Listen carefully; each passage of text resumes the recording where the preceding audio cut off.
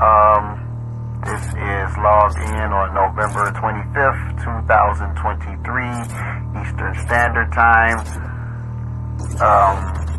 Sensitive material has been breached and it is now in front of the public.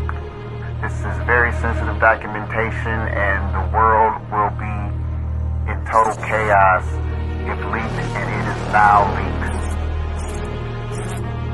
All of it. Not one document, all of it. Place of exploitation, forbidden knowledge television. This must be stopped.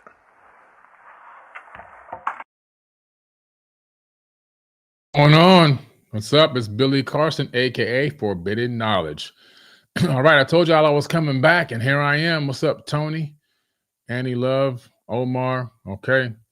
We got to get the live chat popping again. We had it popping a little earlier. We have to get the live chat popping again tonight. We're going to talk about the ancient Egyptians and the Aboriginals from Australia.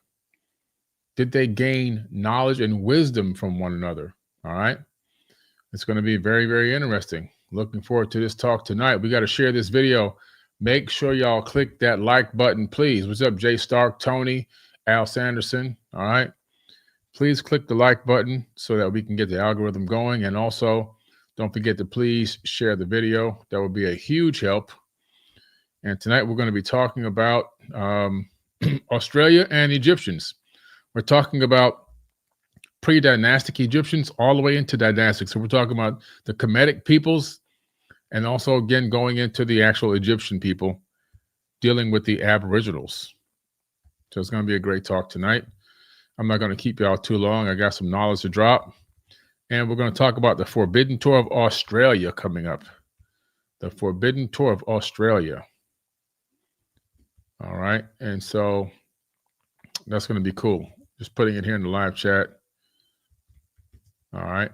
And you'll be able to click this link and you'll be able to register for the Forbidden Tour of Australia if you want to go. Now, the key about this one is I'm only allowed to take 25 people in the Outback with me. I can't take more than 25. Some of my tours, I have 100 people. Last year, my Egypt tour, I had 101. But for this particular tour, the Forbidden Tour of Australia, I can only take a max of 25. The elders will not allow anything more than that. All right. Hey, thank you, Denver Jordan. Appreciate you, Denver. So yeah, anyway, it's going to be a great talk. We're talking about the ancient Egyptians. I got a great story to tell you about something that I was able to put together, the pieces of the puzzle, which then I said to myself, I have to travel to Australia because this story is just too incredible. All right, just too incredible.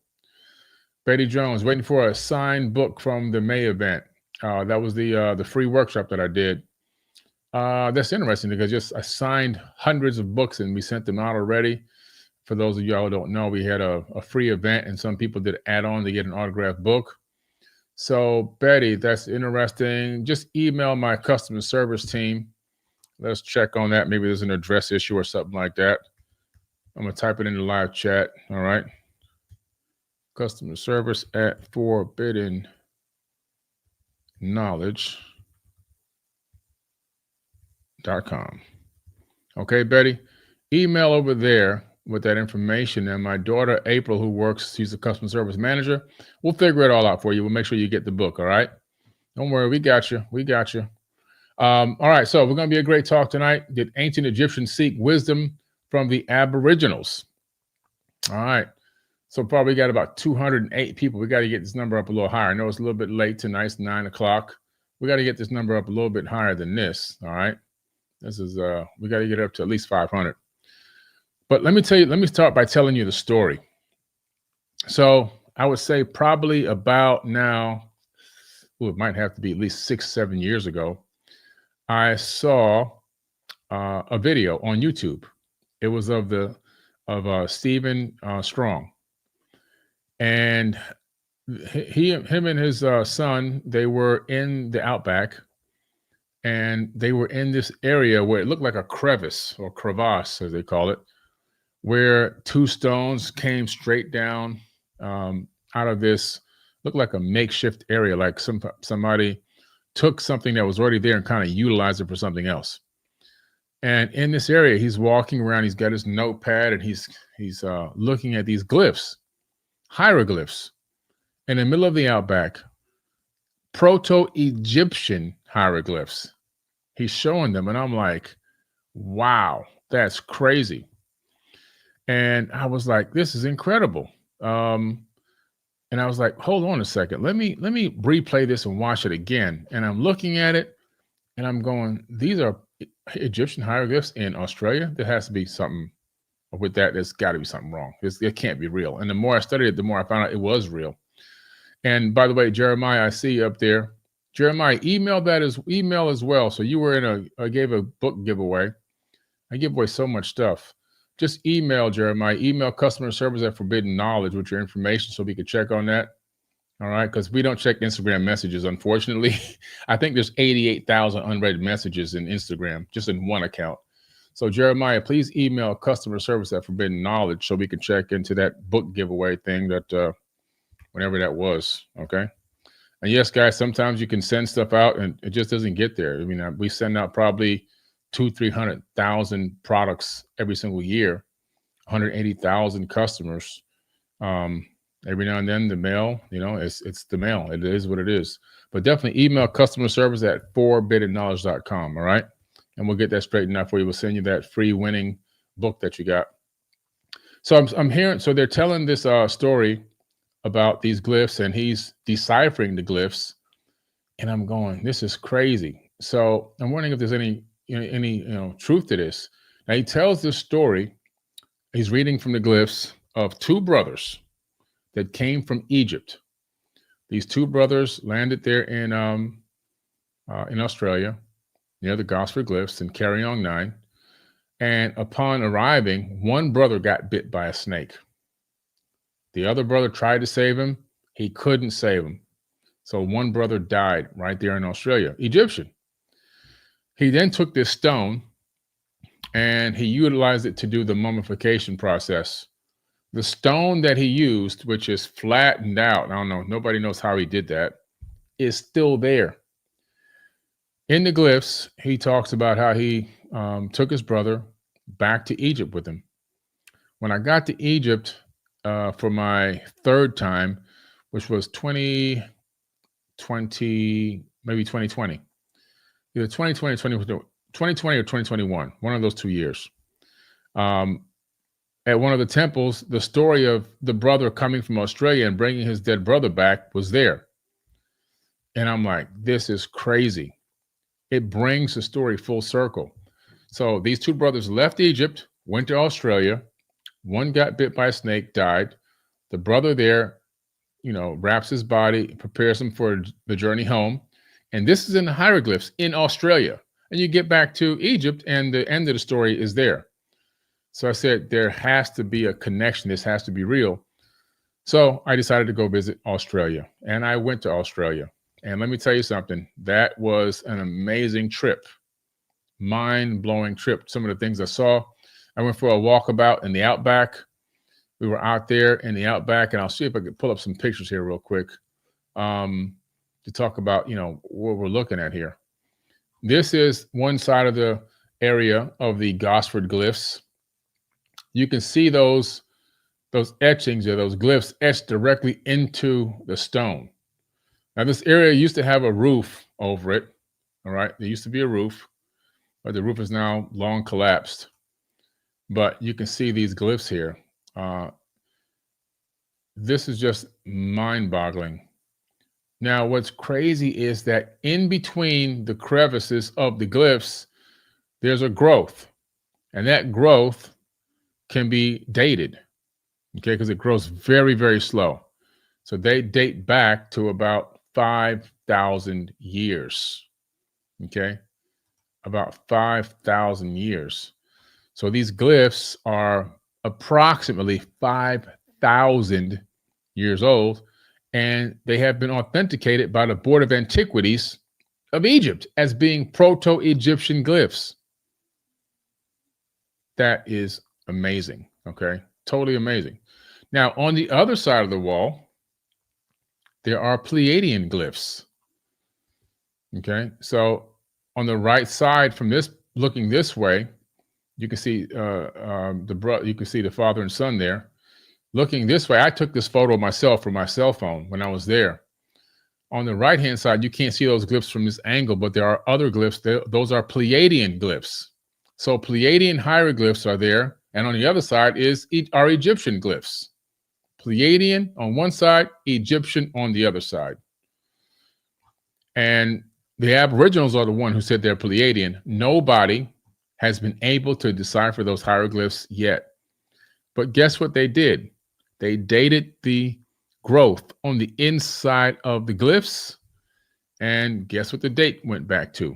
It went back to approximately 5,000 years. And nobody can decipher that side. Nobody can decipher it. And it has this object. It looks like a mothership with little ships coming out of it on that side, 5,000 years old. So it's going to be an amazing, amazing tour. All right. I'm looking forward to it. It's going to be mind-boggling. And we have some amazing sites that we're going to visit there.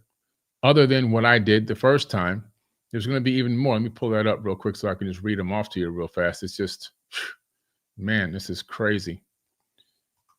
So we're going to go to the Gosford Glyphs in Carryong. We're going to go to the, we're going to go see Thoth. Now, Thoth is out there already, also at Carryong. Thoth, the Atlantean priest king, the ancient ruler of ancient Kemet for 16,000 years before it became Egypt. You know, the guy with the big beak. I wrote the book about him, the Emerald Tablets. Well, guess what? He's there in where? Australia. Etched into the ground, solid stone as a giant petroglyph. And he's on his skyship flying through the Milky Way. Yeah. That's in Australia. So we're going to go see that. We're going to go to the UFO engraving at Carryong, where you can see the UFO carved into the stone. We're going to go see Klaus Walls at Carryong, which are these megalithic 1,000-ton blocks that you can't put a human hair in between. Yes, this is in Australia. The same construction technique used in Peru. We're going to go to the Universe site in Carryong as well. Another amazing site with glyphs and artifacts. Then we'll go to the Ankh. There's actually an Ankh carved and engraved out there as well, a massive Ankh. What is an Ankh doing carved into stone in Australia? Then we're going to go to the Isis and Osiris area, where we'll see these amazing, again, more incredible etchings and evidence of Egyptian interaction with the ancient Aboriginals. And then we go to the God of Inheritance area, which is in north of Sydney. It's just maybe an hour and a half, 2 hours north of Sydney. The Spanish ship engravings we'll go take a look at Bondi. And, you know, and then we'll wrap up with the Blue Mountains. So it's going to be, this is going to be an amazing forbidden tour of Australia. I'm looking forward to it. It's going to be amazing. All right. I just dropped a link in the live chat. Now, here's the thing. I can only take 25 people on this tour. Usually I take way more people, you know, 100 last year. Last year was 100 to Egypt. You know, Cambodia was 40 people. Just came back from Peru with a ton of people. But this particular area, it's the Aboriginal elders, they deem it to be a sacred area. And there's a whole process before you even go in there. So when you arrive at Carryong, the first thing you do is you get your gear ready, because you're going for a real walkabout, okay? And then as you enter into the area, into the beginning of the Outback, you can't fully enter into the reserve until they get these special tree branches and they light them on fire, and then you get they're moist, so they end up making not fire but flames, but they actually end up making smoke. And so once they get them to smoke, they sage you. They sage your whole body up and down. Okay, and so you have to get saged by this ritualistic spiritual tree. Then once you get saged, we enter into another area. Let me see if I can find a picture. Where you get this megalithic tree. This tree is so big, it would take probably 10 of me to go holding hands with my hands stretched out to go around the whole tree. And it's a sacred tree. It's very ancient. you have to put your hand on it and you have to pray to the tree. And here's my hand on that tree. It's a megalithic tree, a super huge, massive tree. So before you go in, you got to put your hand on there and pray to the tree, okay? Which I did, obviously. And then from there, you go to this other area. And then the elder has to call out to this bird. It's a sacred bird. And so they don't call out in bird language. They call out in ancient Aboriginal tongue. And then you have to just be patient and wait. And I swear to you, this was crazy. He called out to the bird and, you know, in that ancient tongue. And within maybe less than a minute, that bird started singing. It's a specific type of bird. You can't go in under any bird. I forget the exact name of the bird, but when we go back, we'll know it and we'll see it. Hopefully we can videotape it. This will just be mind-boggling. So the bird calls out its approval to allow us into the outback. And that's the process to get to the outback. You can't just walk in there or you can get in big trouble. You can get in really, really big trouble, okay? And matter of fact, our guide was telling me about a time that he went in there without saging and without doing all the rituals, and he got a call from the elders. And the elder said, if he ever does that again, he'll be struck down. So he'd never done it again, obviously, but it was an incredible story. Like they really have this ritual and you can't break it. Okay. So it's going to be a very spiritual way to enter into a land. What's up, Johnny Perez? Appreciate you. So that was the beginning of just the adventure. I was like, wow, already I'm so excited. I'm saged. I'm praying to sacred trees. I'm touching them and getting grounded. And now I'm waiting for an ancient sacred bird to come and call out and give us the approval to walk into the outback. And this is when the fires were going on out there. So as we're walking through the outback, we were able to not only smell and see smoke, we can see the actual flames. We camped out on a rock face and top of a cliff, probably with maybe a 90-meter or so drop. And we're eating lunch. And while we're eating lunch, we can hear the bushes rustling in the background. And I'm like, guys, you said there were no crazy wild animals out here. They're like, no, we're okay. I'm like, there's somebody here. They're like, there's nobody here. I said, listen to me. There's somebody here. And as I said it the second time, this guy came stumbling through the outback and he was lost. He was lost. And he said, hey, mate, you're Billy Carson. Can I have a selfie? And I was like, everybody started dying laughing. And we have it on tape. And it was just dying laughing. This is the guy right here. Hopefully he watches this video. Here he goes. Took a selfie with him right there, the outback on the top of that cliff. Right behind me is like a drop off. You can see where the edge of that stone is. That's actually the edge of the cliff. We were just out there eating lunch. He was actually out there lost. We guided him out when we left. Okay. But that was hilarious to see. This guy was just out there in the middle of nowhere. And he comes stumbling through the bushes and he goes, hey, mate, you're Billy Carson. I got your book. Everybody died laughing. We were just dying. It was a great time. We had such a great time. Such a great time. So after that, we went looking for some other glyphs, but there was a cave. But unfortunately, that cave with those cave paintings, it didn't survive the fires.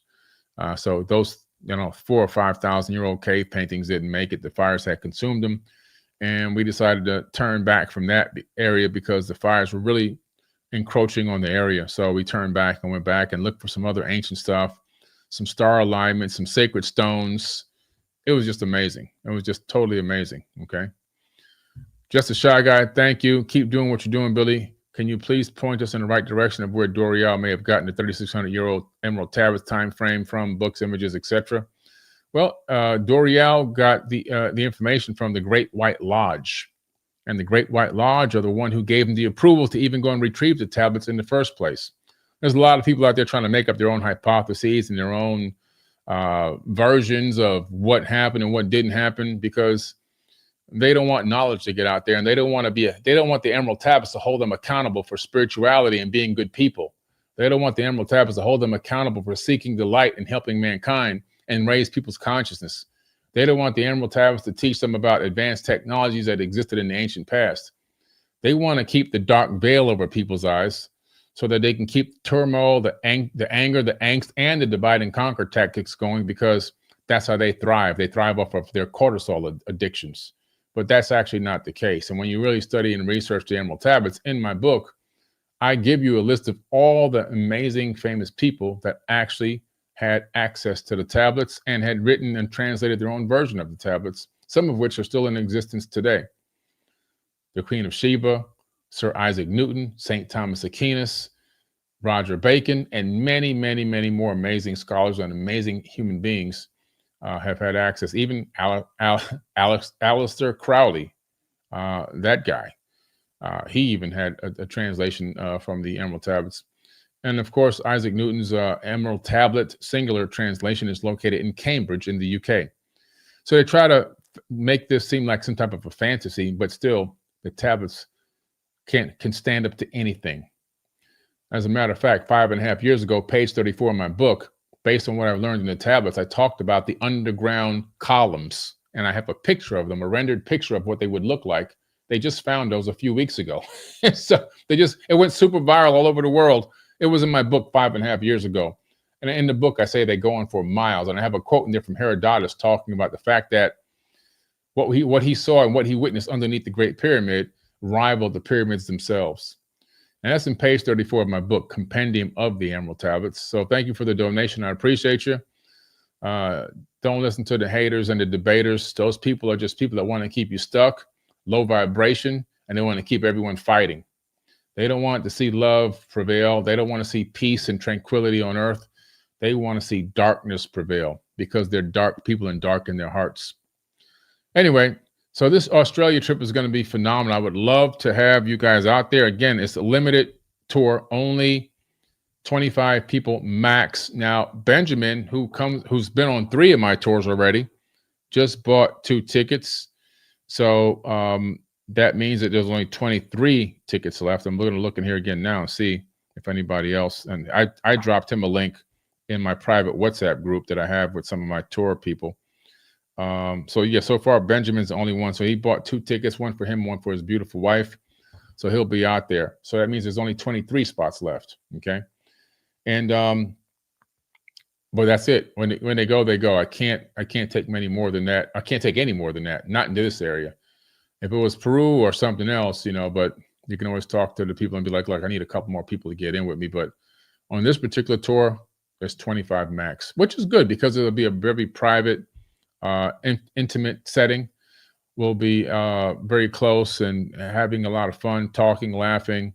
I'm just a normal person. I love to talk, laugh, joke, have fun, and communicate with everybody. I'm not going to be in some kind of private area with guards keeping me away from you guys. I'm going to be hanging out with y'all, and we're going to have a great experience together. And on site, I'll be filming a TV series for like about 3 hours while we're in Australia. Those scenes that I'm filming, you'll be on the live set of a docu-series being filmed, which is great to be able to see it, experience it, and even be in it if you want.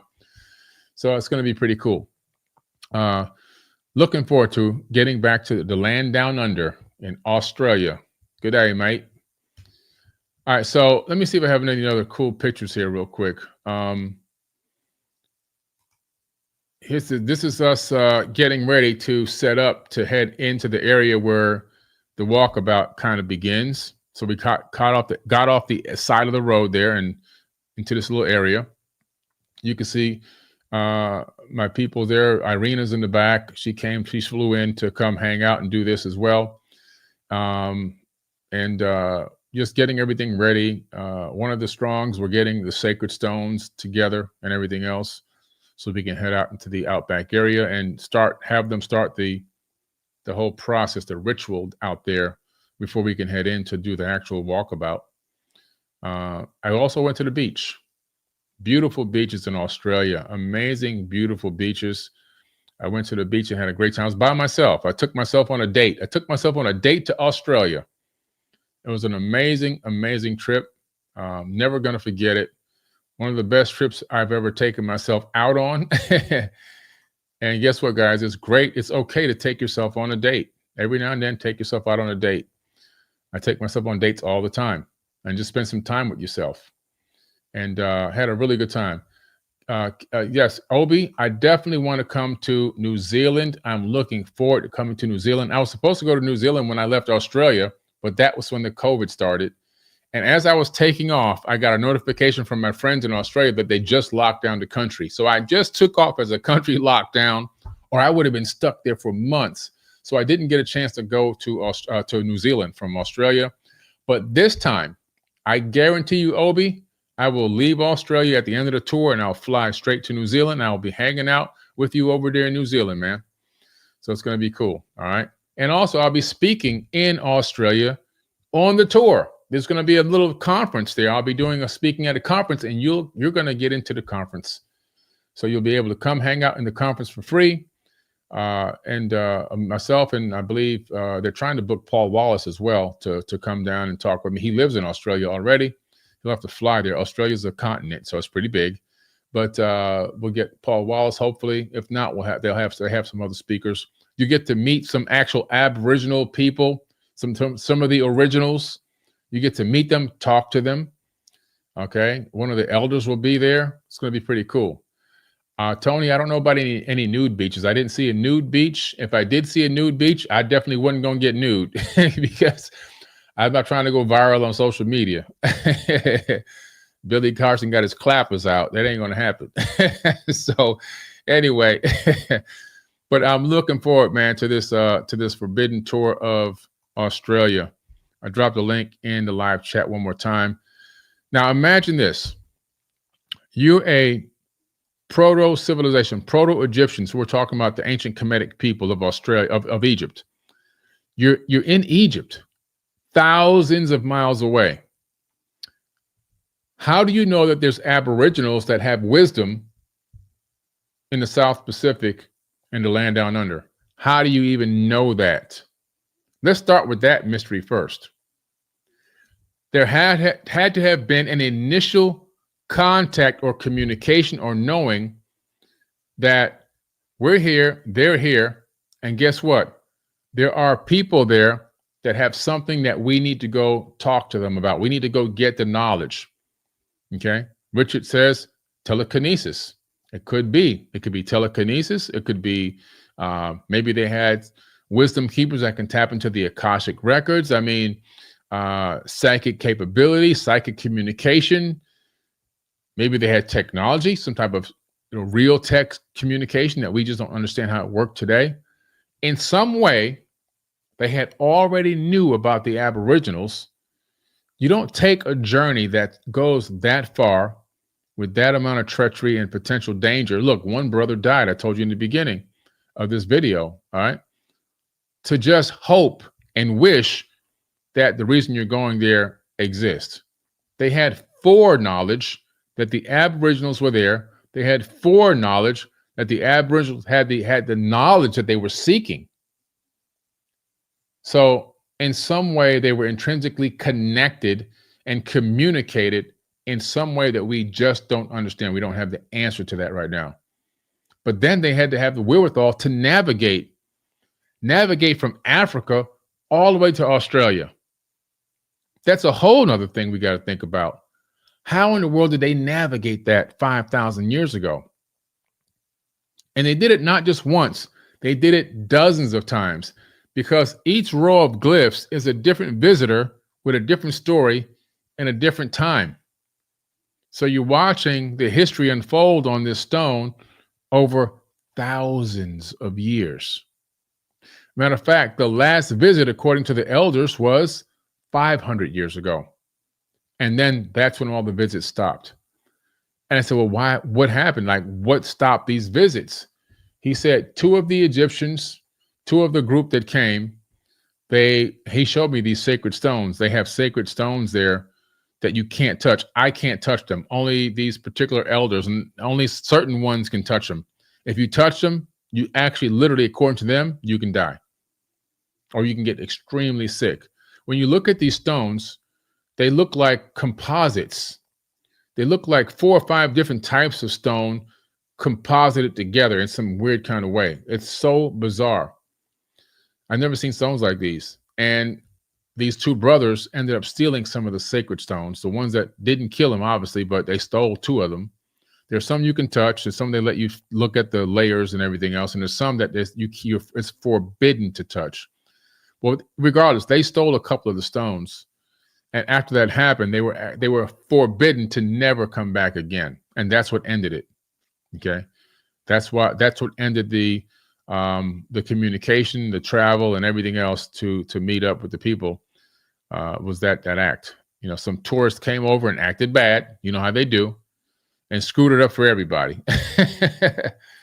Imagine if that never happened and they continue to go and visit Australia.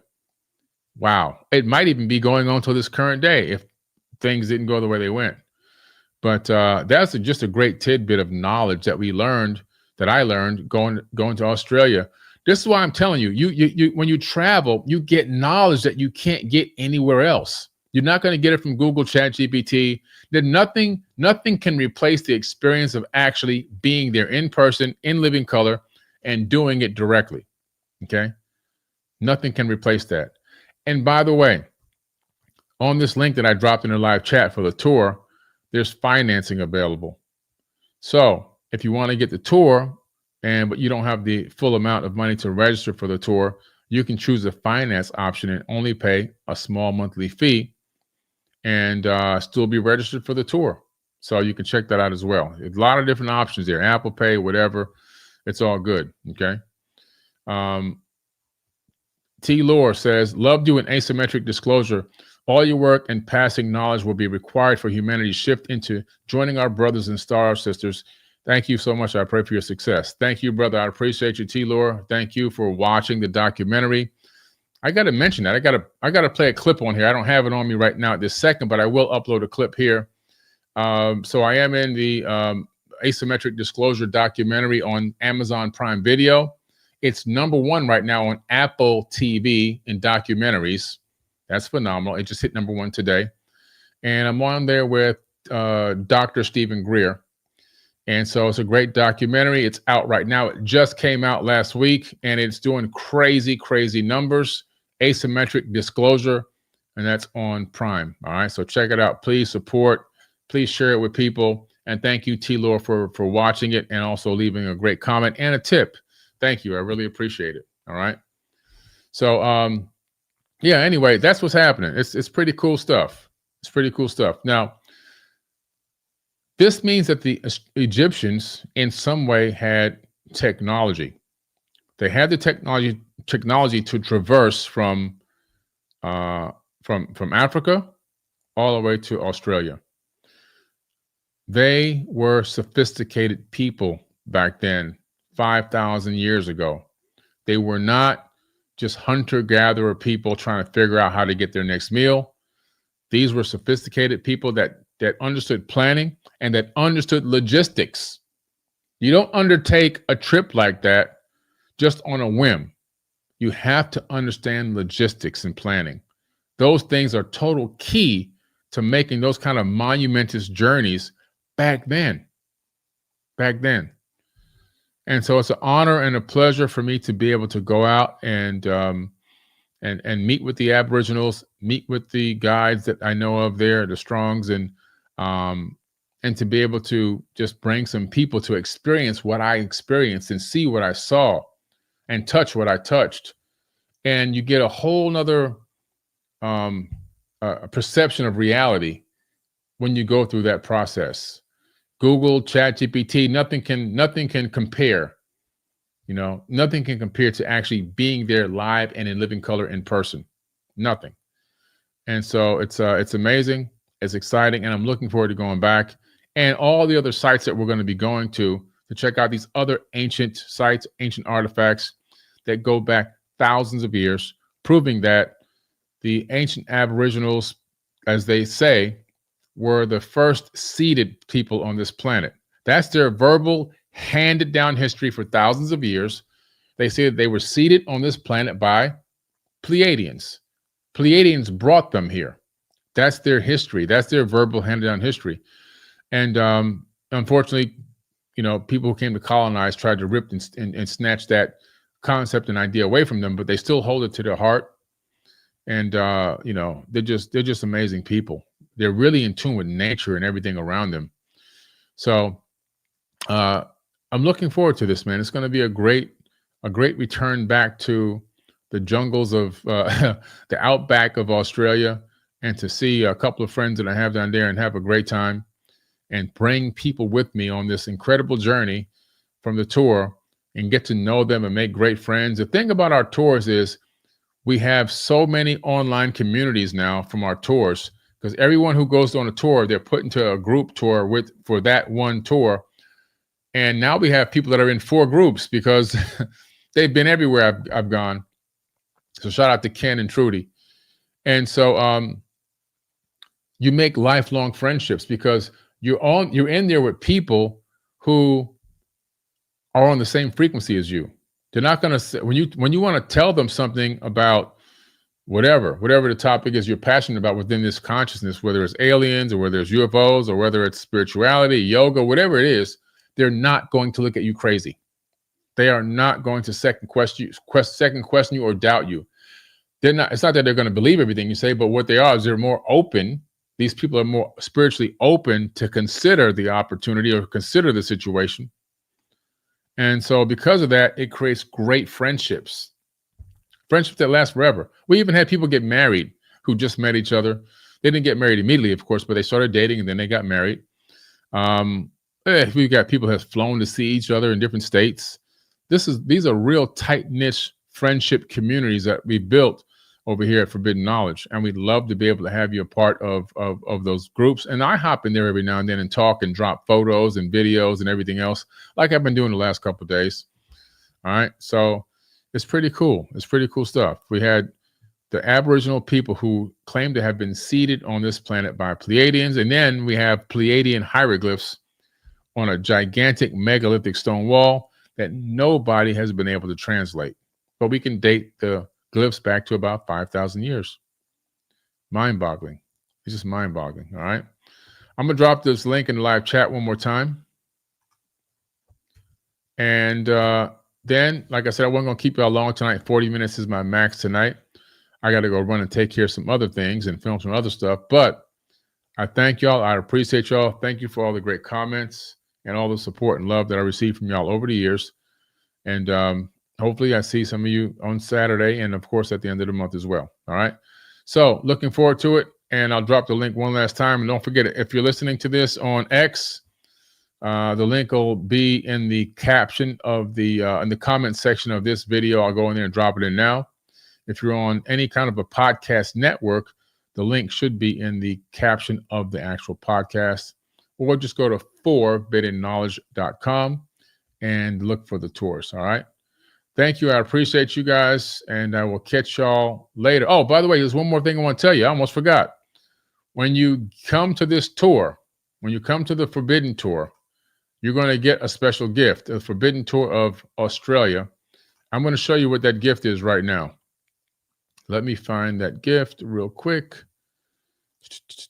Where's that gift at? Let's see here. 1 second, guys.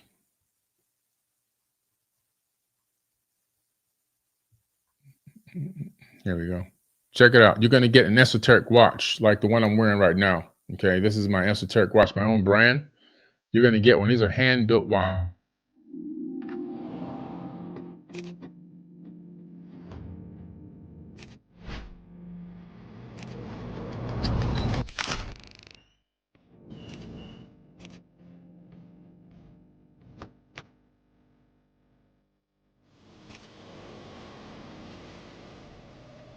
Tanu by Esoteric.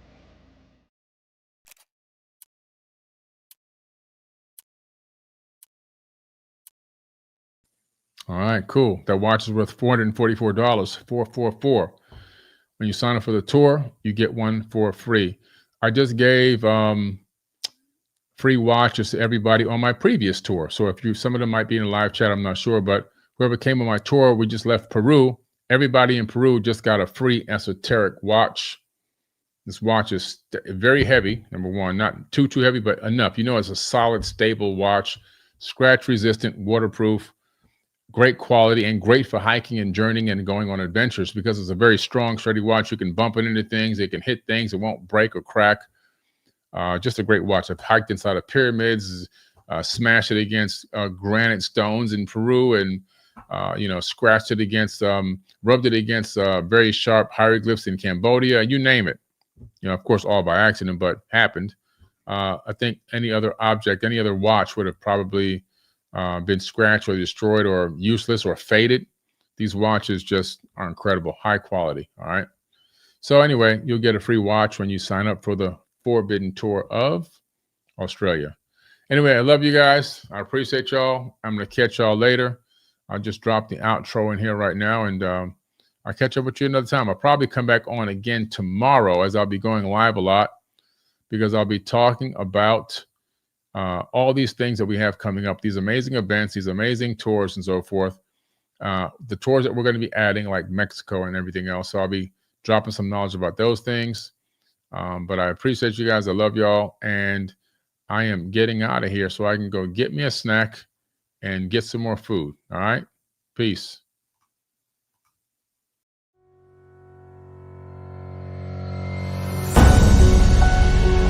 And it's a reconnaissance expedition. It's going down to the South Pole area to make certain observations and to look for some bases. We go into space because whatever mankind must undertake, free men must fully share. Time will come when we'll have to go after that stuff down there. Meine Arbeit für Richtiges, ob du glaubst, dass ich fleißig gewesen bin.